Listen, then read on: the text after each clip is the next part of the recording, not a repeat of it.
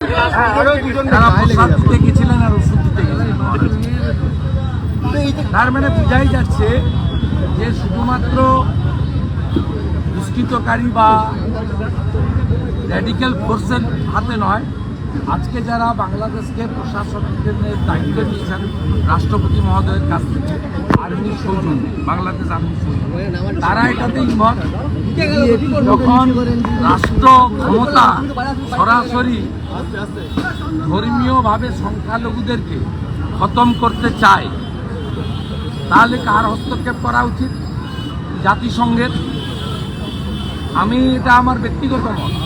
ভারত সরকার নিশ্চিতভাবে উদ্যোগ নিয়েছে, ব্যবস্থা নিয়েছে, এবং আমি মনে করি যে পৃথিবীর সবচেয়ে বৃহৎ সামাজিক সংগঠন RSS-এর পক্ষ থেকে, রাষ্ট্রীয় স্বয়ংসেবক সংঘের পক্ষ থেকে আজকে যে বিবৃতি সামনে এসেছে, এই বিবৃতির মধ্য দিয়ে আগামী দিনে ভারত সহ যে সমস্ত মানবিক দেশগুলি রয়েছে তাদের অবিলম্বে ইউএনের মধ্যস্থতায় পিস কিপিং ফোর্স ইমিডিয়েট যত তাড়াতাড়ি সম্ভব পাঠানো উচিত।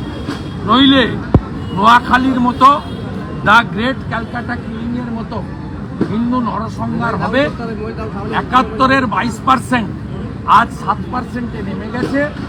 এটা যদি এক্ষুনি না করা হয়, আগামী কয়েক মাসের মধ্যে বাংলাদেশ হিন্দু এবং উপজাতি, বিশেষ করে চাকমা, ত্রিপুরী, মারমা, এরা শেষ হয়ে যাবে বাংলাদেশ থেকে।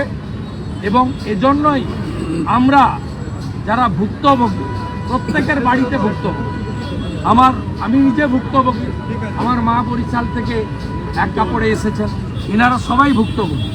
যে জায়গায় দাঁড়িয়ে আজকের সনাতনীরা প্রতিবাদ করলেন, এই জায়গাতে কয়েক লক্ষ মানুষ আছেন যারা ধর্মীয় কারণে কংগ্রেসের দেশভাগে বিভীষিকাময় যন্ত্রণা নিয়ে এইখানে আসতে বাধ্য হয়েছেন। এবং এখানকার সব জায়গাগুলো নাম হয়েছে কলোনির নামে, উদ্বাস্তু কলোনি, বাঘাযতীন উদ্বাস্তু কলোনি, বিজয়গড় উদ্বাস্তু কলোনি। বাংলাদেশের আইন মন্ত্রকের উপদেষ্টা ভারতের বিরুদ্ধে দ্বিচারিতার অভিযোগ তুলেছে। এই ঘটনা ওনারা কমপ্লিটলি স্যারেন্ডার করে গেছেন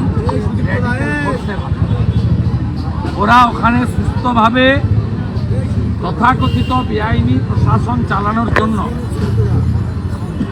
যারা এই মৌলবাদী ফোর্স হিন্দু অস্তিত্ব মুছতে চায়। হিন্দু সংখ্যা তো নেই আর বাংলাদেশ, এখন অস্তিত্বের লড়াই। এই অস্তিত্ব মুছতে চান, তাদেরকে খুশি করে ক্ষমতা দখল করে রাখতে চান। কারণ বৈধ প্রধানমন্ত্রীর নাম হচ্ছে হাসিনা, শেখ হাসিনা। আর এরা যারা আছে এরা অবৈধ। অত অবৈধ লোকরা গুন্ডাদের উপরে, সমাজ বিরোধীদের উপরে, আর ওই হামাস তালিবানদের মতো যে শক্তি ইসকনকে ধরিয়া ফেল, ধরিয়া ধরিয়া জবাই কর, এই স্লোগান যারা দেয়, যাদের মানসিকতা এইটা, যাদের মধ্যে মনুষ্য শক্তি নেই, হুঁশ যার আছে সেই মানুষ, হুঁশহীন মৌলবাদী ফোর্স, তাদের কাছে সারেন্ডার করে অবৈধ ক্ষমতা ভোগ করতে। নদিয়া থেকে বাংলাদেশ বিভিন্ন জায়গায় বাংলাদেশিদের আটক করা হচ্ছে এবং জাল পাসপোর্ট নিয়ে তারা এখানে দীর্ঘদিন ধরে রয়েছে। এই যে অবিলম্বে এনআইএ এবং এনফোর্সমেন্ট ডাইরেক্টরেট আরও সক্রিয় হওয়া উচিত এবং ভারত সরকারের স্বরাষ্ট্র দপ্তরের বিশেষ আইন এনে পশ্চিমবঙ্গে বর্ডারে সরাসরি জমি ক্রয় করা উচিত বাজার মূল্যে। মমতা ব্যানার্জিকে আর চিঠি লেখা উচিত।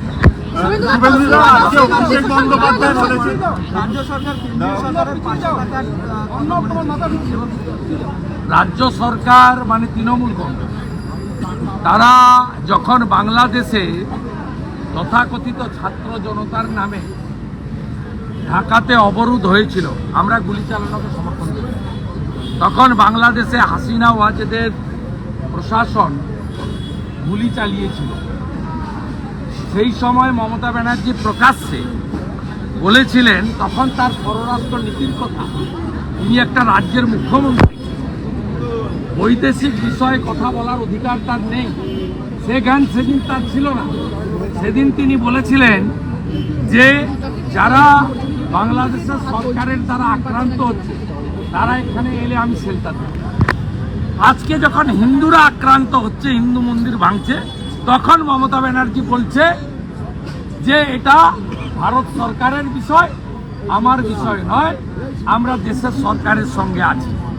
এই যে দ্বিচারিতা, একদিকে তুষ্টিকরণ এবং ভোট ব্যাংক, অন্যদিকে বাঙালি হিন্দুর অস্তিত্ব শেষ হয়ে যাক, সংখ্যা কমে যাক, এটা মমতা ব্যানার্জির ভোট ব্যাংকের পলিটিক্সের উদাহরণ।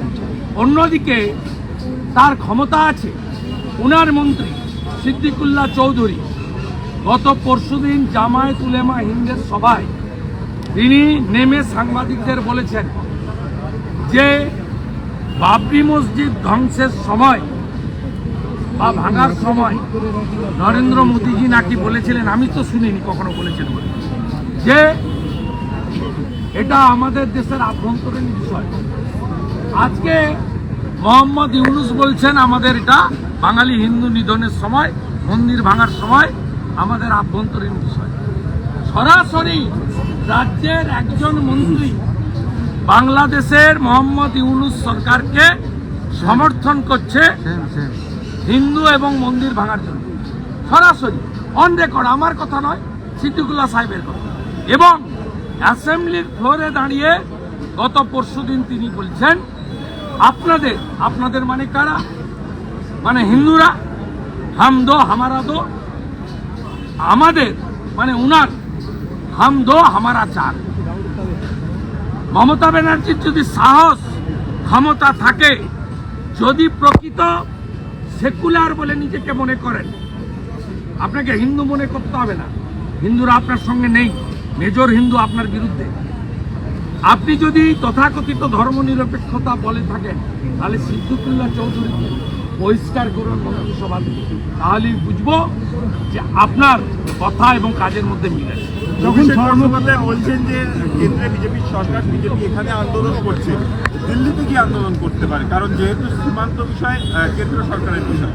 অভিষেক বন্দ্যোপাধ্যায় বলছে যে বিজেপি এখানে ওনার আন্দোলন কাছ থেকে করছে। শুনবো না, ওনার কাছ থেকে এসব জ্ঞান শুনবো না। 11 সালের পরে যারা রাজনীতিতে এসেছে তারা দেশভাগের বিভীষিকা জানে না, তারা বাংলাদেশের হিন্দু সম্প্রদায় সংখ্যালঘুদের অত্যাচারের কথা জানে না, নাবালকের মতো কথা। ওয়াক অফ ডায়মন্ড হারবারে চিকিৎসা পরিষেবা চালু করলেন রাজ্যের মুখ্যমন্ত্রী, তিনি স্বাস্থ্যমন্ত্রী, তিনি তিনি সরাসরি স্বাস্থ্যমন্ত্রীকে চ্যালেঞ্জ করেন। অভিষেক বন্দ্যোপাধ্যায় তিনি আজকে সরাসরি ঘোষণা করে দিয়েছেন এই রাজ্যে